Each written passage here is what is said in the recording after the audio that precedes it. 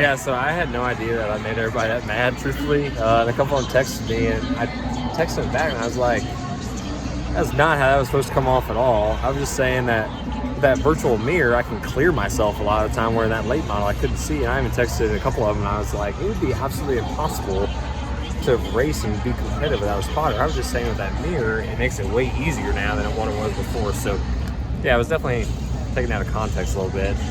I had no idea that everybody was mad at me. I got rid of social media a couple weeks ago, so a couple of my buddies were texting me like, man, you've really riled everybody up. So, yeah, I had no idea. But, yeah, sorry to those guys. I definitely didn't mean for it to come off that the way I guess they took it. What made you get rid of social media? I was just kind of burnt out of it, truthfully. I was spending way too much time on it and just consuming my life, I felt like. So I just got rid of it. Completely Novocaine from getting the pins pulled out. What was that? Completely Novocaine from getting the pins pulled Well, out. I only passed out once. I was down for the count. They gave me some like lidocaine or something in my hand, and I was good.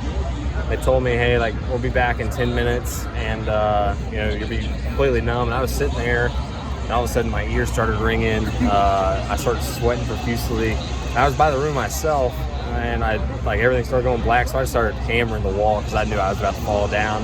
And the guy came in, got me to lay down. I was good after that, but yeah, the one pin took like 15 minutes to get out. Now I have stitches because I had to cut out so much skin because the one pin was stuck. So it was quite the process, truthfully. So you almost passed out afterward? Or? No, I passed out like before the actual procedure started. Like waiting, I don't know. I hadn't ate all day. It was like 2 o'clock, and I guess I just like between like when he put that needle in there to numb it, he was like moving it all over the place trying to get that numbing stuff in there.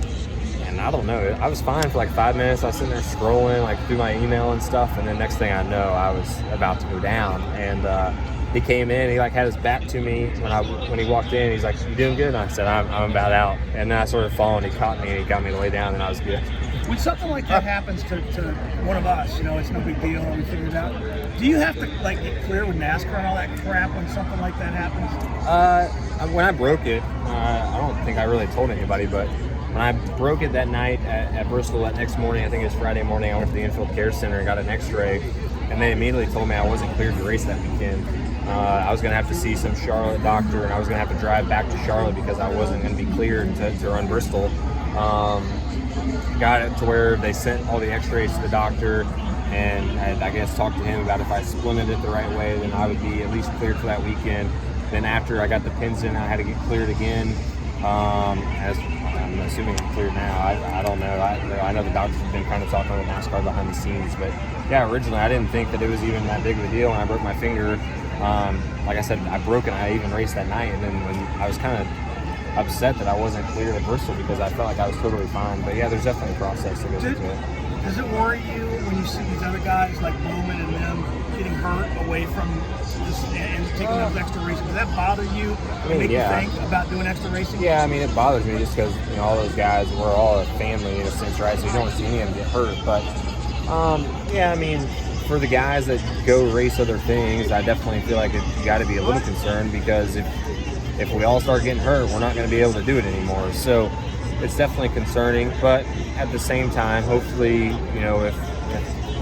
if guys continue to get hurt, eventually we have to find a solution. And I do think that, I think now finally steps getting involved and trying to make, sprint cars and things a little bit safer. So, that's the unfortunate part. Normally a safety advance comes when somebody gets hurt. So, yeah, definitely concerning when you see guys getting hurt like that.